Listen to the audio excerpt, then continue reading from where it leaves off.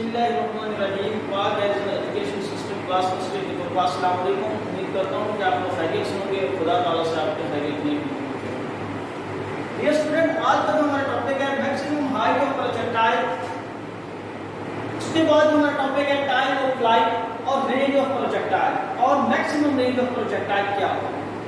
Maximum height of projectile, अब height जो है असल में ये वर्टिकल डिस्टेंस है। The vertical distance covered by projectile which is called height of projectile। जब हम यहाँ से प्रोजेक्टाइल को फेंकते हैं तो प्रोजेक्टाइल नीचे से ऊपर जाता है। अब नीचे से ऊपर जाता है जो वर्टिकल डिस्टेंस कवर करता है, तो जो वर्टिकल इसका डिस्टेंस होता है यही इसकी क्या कहलाती है, हाइट कहलाती है।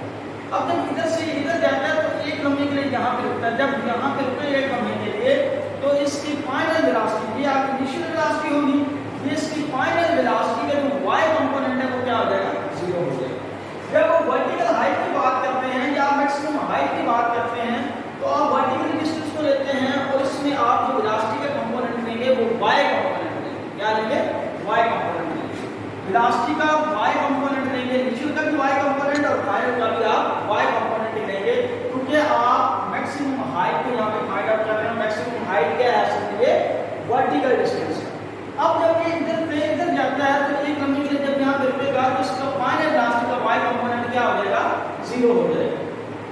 जब इसका फाइनल वेलोसिटी का y कंपोनेंट 0 होगा और हमें वर्टिकली हाइट मालूम करनी है तो y third equation of motion 2as bf का स्क्वायर माइनस vi का स्क्वायर।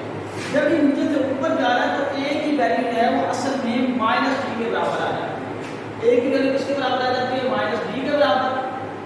अब 2 एक जगह माइनस डी और s जो है सिस्टम जो है वर्टिकल डिस्टेंस उसको क्या लेते हैं, हाइट लेते हैं। अब फाइनल वेलोसिटी का y कंपोनेंट जो है ये आपके पास क्या आएगा, 0 और फाइनल इनिशियल वेलोसिटी का y कंपोनेंट भी आई sin थीटा। अब ये 0 का स्क्वायर 0 आया, माइनस d आ गया, b आई स्क्वायर sin स्क्वायर थीटा। ये माइनस से माइनस कट गया, h इधर और 2 इधर जाके आ गया, मल्टीप्लाई हो गया। ये हाइट ऑफ द प्रोजेक्टाइल हमारे पास। टाइम ऑफ फ्लाइट, अब टाइम ऑफ फ्लाइट के कितने वक्त के लिए वो हवा के अंदर उड़ता रहता है। यहाँ से जब इसको टिकल लगाते हैं तो यहाँ से यहाँ फिर यहाँ और यहाँ तक आने तक ये हवा के अंदर उड़ता ही रहता है। Time taken by projectile from point of projection to point of landing. Point of projection ये वाला होता है पॉइंट ऑफ प्रोजेक्शन, ये वाला होता है point of landing. Point of projection से लेकर पॉइंट ऑफ लैंडिंग तक जाने के लिए जितना प्रोजेक्टाइल टाइम लेता है उसको टाइम ऑफ फ्लाइट का नाम दिया जाता है। और इसे हम कैसे कैलकुलेट कर सकते हैं, ये स्टूडेंट यहाँ से ऑब्जेक्ट को हमने प्रोजेक्ट किया, ये सब्जेक्ट को यहाँ से क्लिक किया और दोबारा ये इसी एक्स एक्सिस पे ही आ गया। इसका मतलब है जिस लेवल से चला था उसी लेवल पे आ गया, तो इसका वर्टिकल डिस्टेंस यहाँ पे क्या हो गया है, 0 हो गया है। तो इसका वर्टिकल डिस्टेंस क्या हो जाता है, 0। अब सेकंड इक्वेशन, अगर वर्टिकल डिस्टेंस की बात करते हैं तो उसमें क्या वेलोसिटी का y कंपोनेंट ही नहीं है।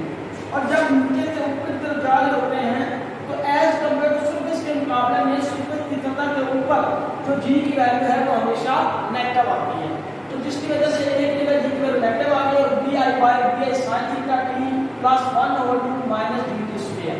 अब यहाँ पे ये पॉइंट है कि यहाँ पे y कंपोनेंट क्यों लिया है, क्योंकि y कंपोनेंट इसलिए लिया है क्योंकि इधर से ऊपर जाते हुए ऊपर से फिर नीचे आते हुए सब y कंपोनेंट ही रहेगा, इसलिए यहाँ पे वेलोसिटी का अपने y कंपोनेंट। अब यहाँ पे h bi sin theta t plus 1/2 minus dt square plus minus minus, ये हाइट क्या हो गई, 0 हो गई, तो bi sin theta t minus 1/2 dt square. ये तो माइनस हो जाएगा प्लस हो जाएगा, एक कट गया, ये 2 जो है डिवाइड हो जाएगा, मल्टीप्लाई हो जाएगा, 0 इधर मल्टीप्लाई हो जाएगा आगे डिवाइड। तो ये आपके पास है टाइम ऑफ फ्लाइट। रेंज, अब रेंज क्या है, रेंज होती है यहाँ से लेके यहाँ तक। अब जब प्रोजेक्टाइल मैक्सिमम हॉरिजॉन्टल डिस्टेंस जो कवर करता है उसको हम रेंज का नाम देते हैं। Horizontal maximum distance covered by projectile which is called range. अब जब आप हॉरिजॉन्टल डिस्टेंस की बात करते हैं तो इसके अंदर आप वेलोसिटी का हमेशा x कंपोनेंट लेंगे। ये स्टूडेंट फिर सुन लें कि अगर आप वर्टिकल डिस्टेंस की बात करेंगे तो उसमें आप वेलोसिटी का y कंपोनेंट लेते हैं, अगर हॉरिजॉन्टल डिस्टेंस की बात करेंगे तो उसमें आप वेलोसिटी का x कंपोनेंट लेंगे। अब h bx प्लस 1/2 axt। अब हॉरिजॉन्टल डिस्टेंस है तो इस सूरत में यहाँ एक्सेलरेशन का भी एक्सेलरेशन के अराउंड x एक्सिस लेंगे और जो वेलोसिटी है ये भी अराउंड x एक्सिस ही लेंगे। अब x एक्सिस अगर आप cos थीटा, साथ में t 1/2 axt। अब आपको पता है मैंने पिछले आर्टिकल के अंदर बताया था कि हॉरिजॉन्टली जो प्रोजेक्टाइल के ऊपर फोर्स नहीं लगती, जब हॉरिजॉन्टली फोर्स नहीं लगती तो हॉरिजॉन्टली एक्सेलरेशन भी पैदा नहीं होता, तो axt का क्या आ जाएगा, 0 आ जाएगा। तो vi cos theta multiply t, ये सारा फैक्टर क्या हो जाएगा, 0। अब ये t क्या है, t असल में टाइम है।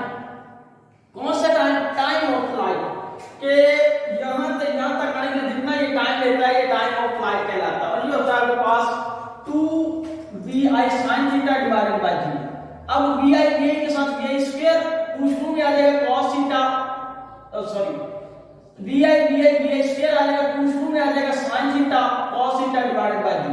अगर आप इस 2 को इसके साथ मल्टीप्लाई कर दें, vi square 2 sin theta cos theta divided by g, तो ये 2 sin थीटा cos थीटा, इसको अगर आप देखें 2 sin थीटा cos थीटा ये होता है sin 2 थीटा की तरह।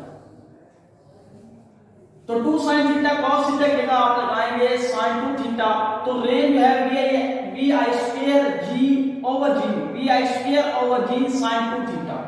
अब मैक्सिमम रेंज किस पर होगी, मैक्सिमम रेंज सिर्फ उसी सूरत में मुमकिन होती है जब ये वाला फैक्टर जो है sin 2 थीटा किसके बराबर आ जाए, 1 के बराबर आ जाए।